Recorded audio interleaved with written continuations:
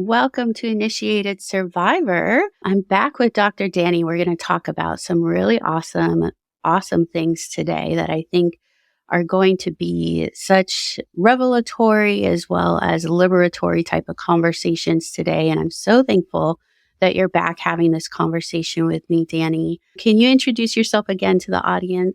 Absolutely. I'm so pumped to be here for another conversation. I'm Dr. Dani Rosenkrantz. I'm a licensed psychologist in Florida, and I have a practice called Brave Space Psychology, and I do work around Jewish and LGBTQ plus mental health, and sexual and relationship wellness is absolutely one of my favorite things to talk about. So I'm really excited to talk today about the ways that we can use frame of liberation to think about how we relate to our sexuality, and to also think about how oppression isn't just a moment of sexual violence. It is, and I think we talked about this last time, like this bigger system around us. And it can also really relate to our different intersections of identity and what different elements we're bringing in that are other parts of ourselves too. So I'm really jazzed to be talking about that today with you. Yeah, I'm so excited for this because I think it's definitely something in my own personal experience that I feel like I learned over time and I'm still learning so much about of the different systems that are interplaying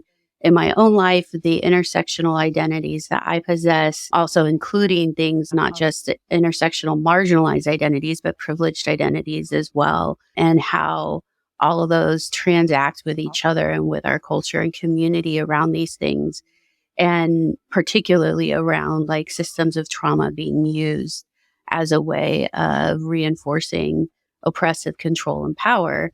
I feel like I'm just launching off on it already. There's so much to say. So much to say. And I love the name of your business, Brave Space, because it is such a courageous thing to do, to identify with any marginalized group, but especially in a community in which there is very, very public, very, very deliberate efforts to not just completely disenfranchise, but to commit violence against these identities and people who identify in this way. What has been some of your experience of that? I'm hailing from California, and we definitely have a lot of our issues here for sure. But in my mind, like Florida is this completely different place where I'm just like, I want to like envelop everybody in a nice blue progressive hug. I would be lying to you if I said it wasn't challenging. I think many of us are really trying to root in what is our why for staying here, and what does it look like to take our power back when we are experiencing this onslaught of legislation that is disempowering and violent. Certainly, we're the South, and the South definitely gets a bad rap. I read something recently that I found really beautiful, that they were talking about that many of the progressive movements that have changed the face of our nation come from the South. Like, they come from organizing and leaders that have emerged from this culture and this community. And I find that for myself as a Jewish and queer person, like, when there are moments where I feel really heavy and alone, and I know, like you mentioned, this idea that this podcast in particular might feel really heavy, I really try to connect to history and legacy, like outside of myself. And like I've had this experience in the past where I was experiencing some anti-Semitism that was really painful. And my rabbi at the time said, "We've been here before. You don't have to do this walk alone. Like, our people have gone through things like this before. How do you root in that wisdom? How do you root in those resources?" And I mean, So amazing beautiful. rabbi human. And Yeah. that was really empowering for me. Like, it helped me kind of feel energy around, like, okay, like, I don't have to feel alone. And I think that's really where, when we feel alone in this work, it can feel extra painful, extra isolating and violent. But I think when we're able to connect to those legacies, and then not just like in the past, but like see it around ourselves in the present, like, there are so many people here that are doing work to try to build community and create chosen family. I think as a queer person, that's a word we use a lot. being able to create a sense of family and love and allow yourself to be connected and surrounded by people who love and appreciate you is a really beautiful, important safety harbor when you're dealing with this kind of larger system of oppression coming at you. So those are some of the things I think about. And when I work with folks, like we do a lot of work around like, okay, like how do we survive and thrive despite the ongoing experience of oppression? Because it's real. Like we're not going to snap our fingers and have a different political climate in the state that we live in. This is a long-term marathon of a fight. I believe that it is possible that this place can change. And so that is part of why I am here and staying. But I think that learning the skills and the tools for like, okay, how do I validate myself? Because we're so used to being gaslighted. Like all the time, I feel like where you're like, is this a microaggression? Like, is this something painful that just happened? Like, can I trust my inner instincts that this was not okay? And so a lot of the work is learning like, yes, that like you can name that and you can claim it. And like, yes, it hurts. You deserve to have a moment to acknowledge that that was a painful experience. Like that boundary was violated. Anger is a really important, real emotion that we need to be honoring right now. There's a lot to be angry about. Like we deserve to be well, and that is being robbed from us. So I think holding space for that. And then my favorite part of this work is like, we got to get connected to love and joy and community. Like those things are beautiful. And like when we connect to that, like we are creating a world that's different. And so that is a big part of my work with folks is like, what does it look like to reclaim your sense of love and care for yourself, your sense of joy? How do you bring those things in? And then what boundaries do you need to set in order to be able to connect to that more regularly, more sustainably? And what are the things in your power to create change around when it comes to the stuff that is toxic? And so some of that might look like talking about boundaries around social media or news consumption, or how you spend time with people in your life who maybe hold beliefs that are harmful or painful to you. You know, we all have different needs around that. Like I've talked to queer folks who are like, you know what, like I can't. I literally just cannot have a relationship with people that vote a certain way.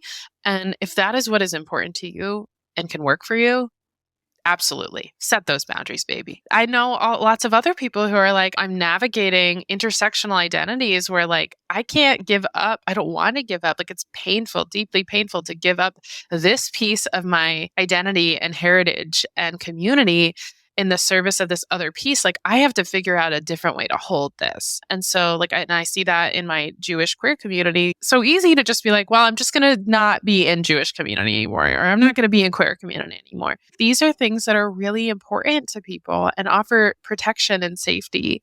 And so I think sometimes for folks, it's setting different boundaries around how do I reclaim the things that are hard in these different identity groups? How do I try to cultivate spaces where I can be my full self? I went to actually a Pride Shabbat a few weeks ago in Miami. And I mean, it was just magical being at this Pride Shabbat. Like 3 nonprofits came together. That one is called One Table, one was Repair the World, and then Keshet, which is an amazing LGBTQ plus Jewish org that I work with. And like they came together, and there's all these Jewish queer folks that are hanging out together, practicing our rituals under the stars. And I was just like, this is healing. Like this, we are actively healing ourselves by being here. Like the policies are still there, but this moment, like we are together, and like I get chills just even thinking about that moment. I think that's a lot of what I do work with folks is how do we get those moments back and fill our cup with those moments and build our confidence that we deserve wellness. I love all the things you're saying. I'm like, we could record multiple episodes on all of those things, especially because like what was coming up to my mind was just like how much of a tool of the oppressive forces it is to really feel like our identities have to be separate and have to be distinct.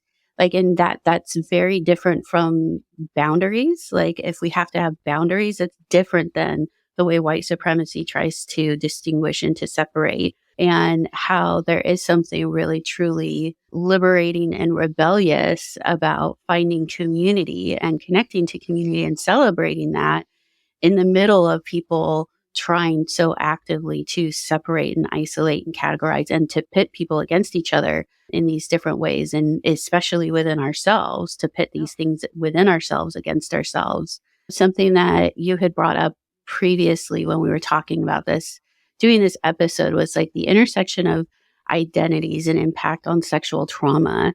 And especially because we think of, depending upon where we are on different cultural, political spectrums, can think of sexual trauma as either like an anomaly or like an instrument of misogyny.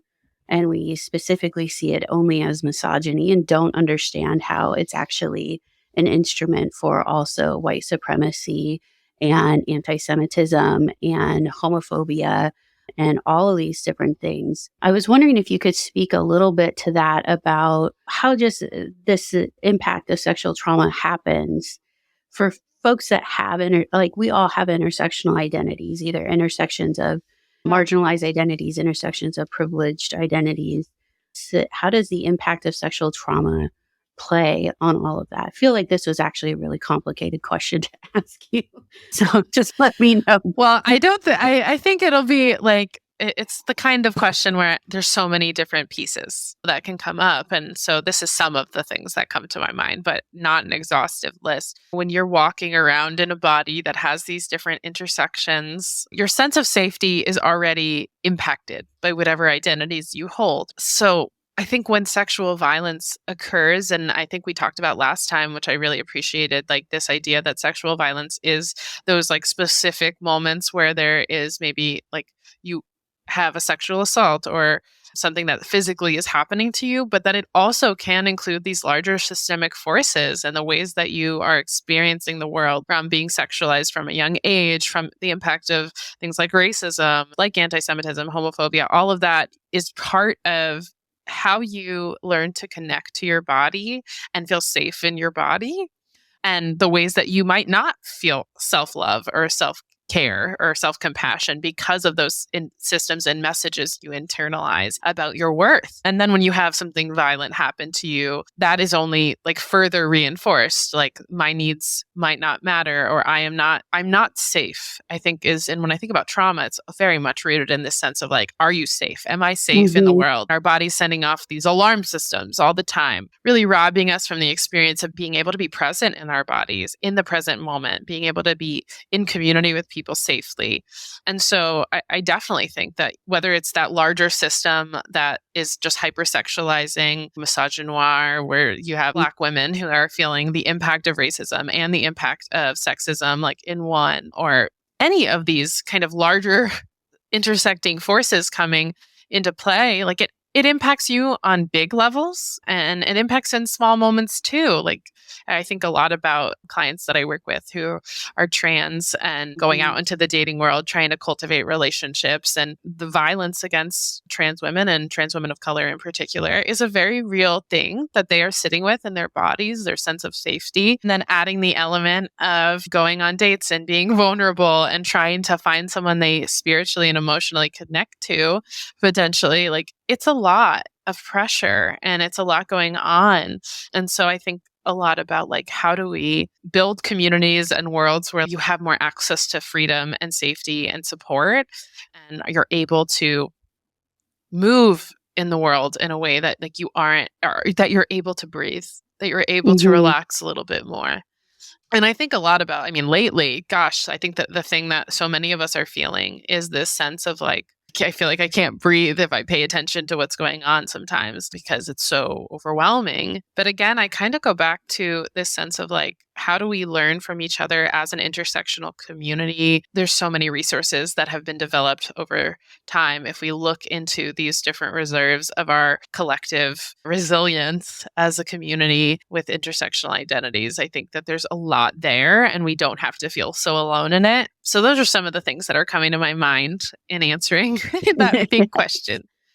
Yes, no, I love that. It feels like it always comes back to community being such this like powerful healer and this powerful also disruptor in big ways. I love that because it's just like whenever I hear that kind of come out of conversations with folks, it just feels so like this ease and this warmth within me of like this just knowing like, Mm-hmm. yes, like community and connecting with Mm-hmm. community is where it is, and that feeling of community, and how I think that's a huge piece of sexual trauma and our sexually violent or just violent oppressive powers in the world are all about separating and isolating us from community, Yeah. in part because communities are so powerful and threatening to the powers that be.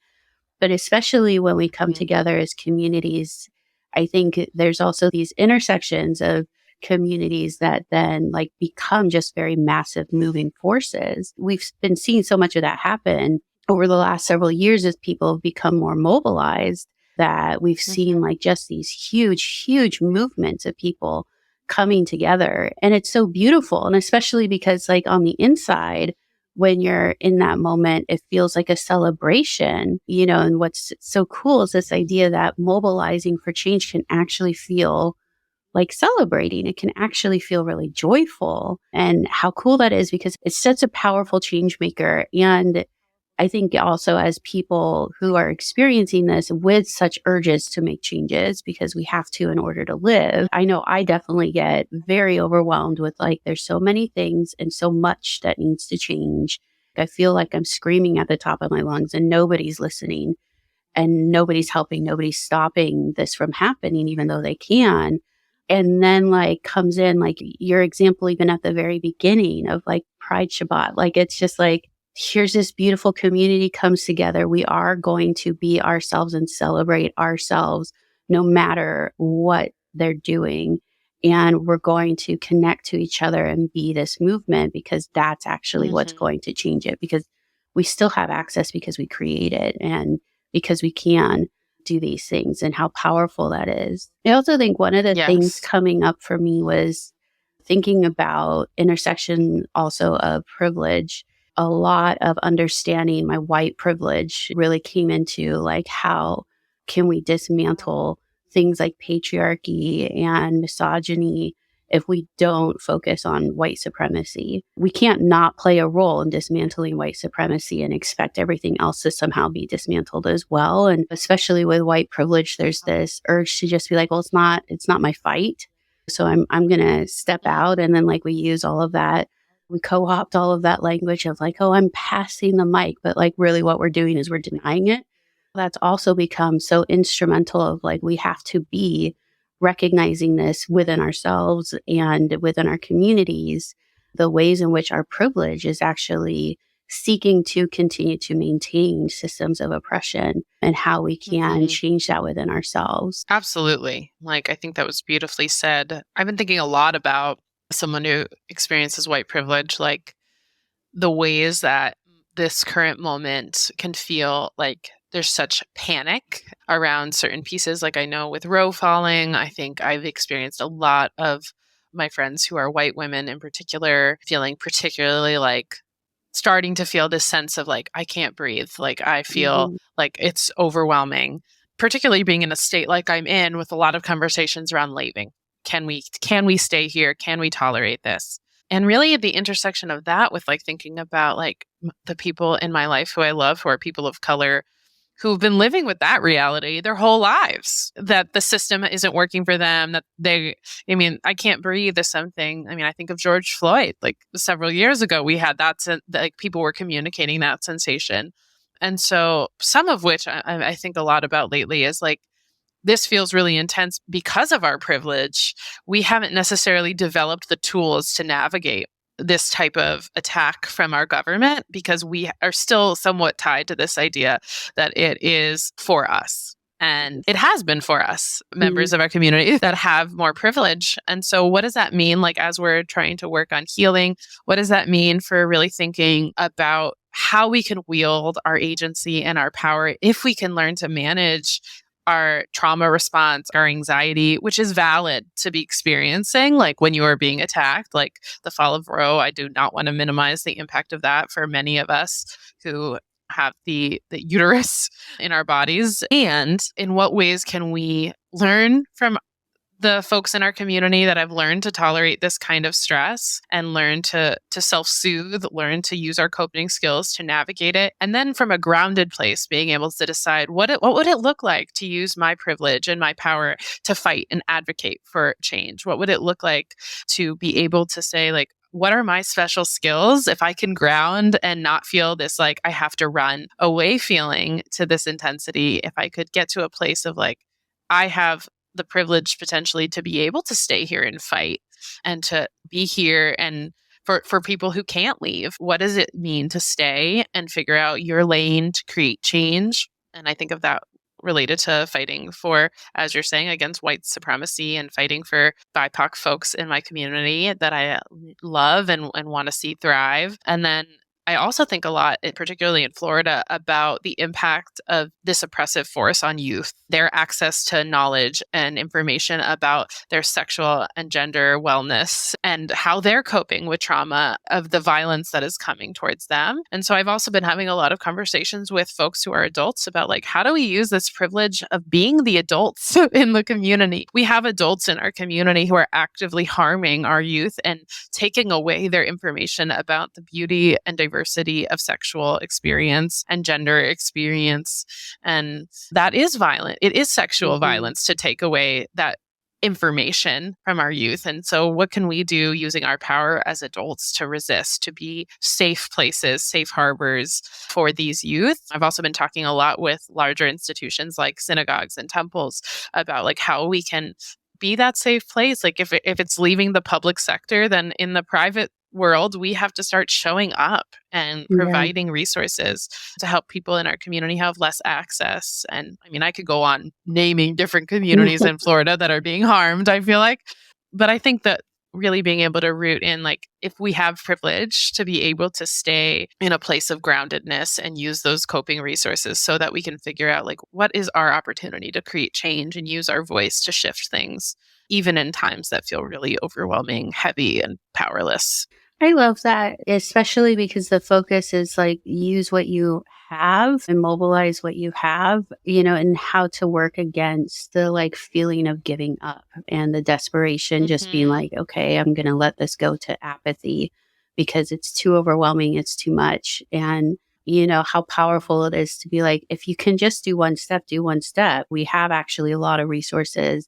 We have a lot of communities, mastery and expertise that can share this space with us and keep moving, keep moving, keep moving. Don't move towards apathy. Yes, absolutely. And I think one of the sources that has really shaped my way of viewing how we navigate moments like this is the psychology of radical healing. And a dear friend and colleague, Dr. Della Mosley, has done a lot of work on liberation in this area. She also talks a lot about sexual and relationship wellness and holistic wellness that includes things like our sexuality, amongst other pieces. You can find info about her work at the Wells Healing Collective. They're over in Durham, North Carolina, where lots of amazing work is being done. And really just framing like, there are multiple aspects to healing, and they're not just these individualized experiences. It really is like, how do we build our sense of knowledge from community? How do we create safety for ourselves? How do we draw on our strengths? How do we make space to validate these emotional needs that are important to say, this is real, this is happening? How do we do all of these things? And that healing, it is radical to care for yourself and to find community and build it in a world that is not supporting your wellness.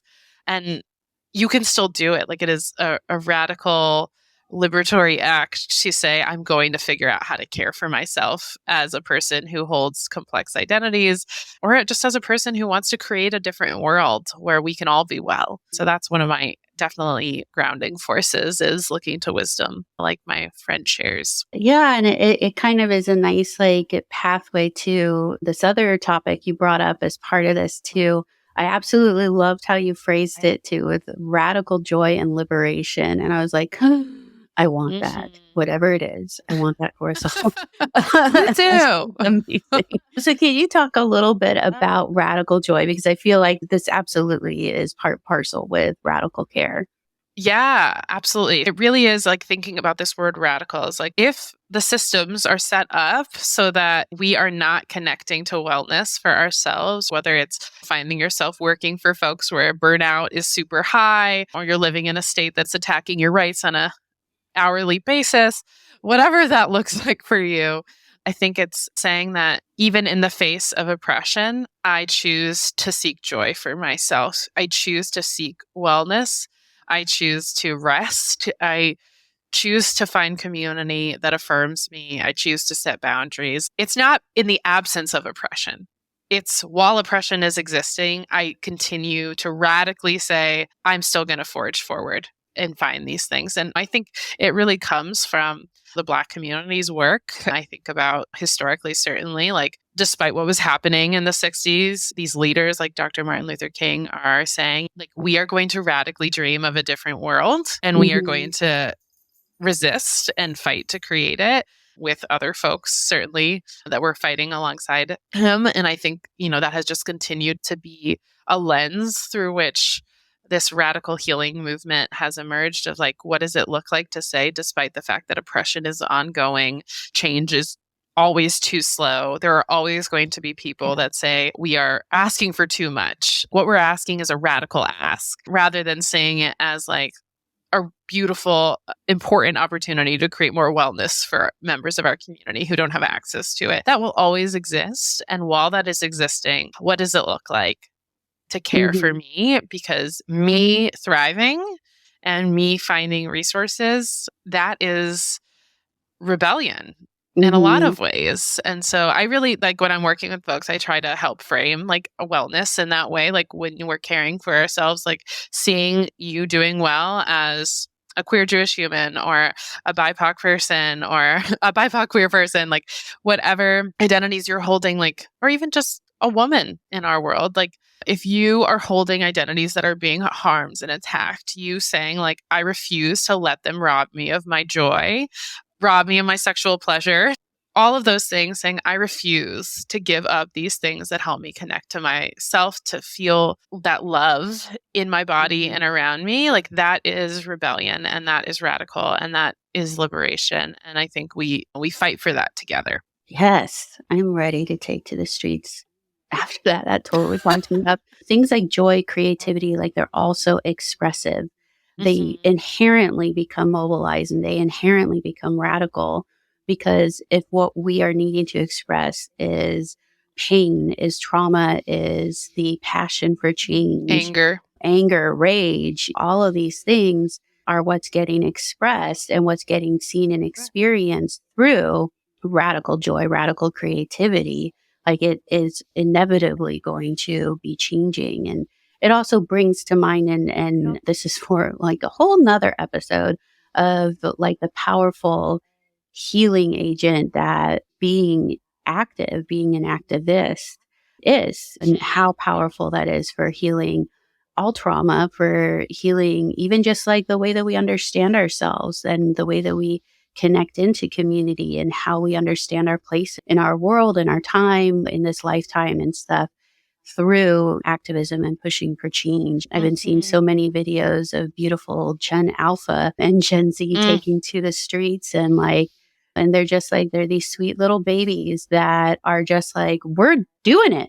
We're coming out here. We're yelling. We're carrying signs. We're leaving school. We're not standing for this anymore. We're going to full on lie on the floor in the Capitol building. Like it's done.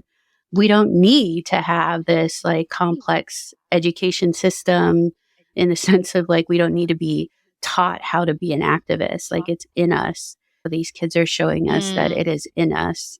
We don't need to master a certain set of skills or training for this to happen because I think it's just like radical joy and activism are just like one and the same in many ways. Yeah. One of the things I also love to talk to people about is like that activism can look like a lot of things. For some folks, it is, and I agree with you. I'm obsessed with all the young folks that are getting out into the streets and fighting, and it's amazing. And I think it is very grounding in my moments of struggle with how overwhelming things feel to remind myself like change is possible in many ways because I see the work that they're doing. They inspire me very, very Mhm. deeply. Actually, I just participated in a documentary called You're Loved.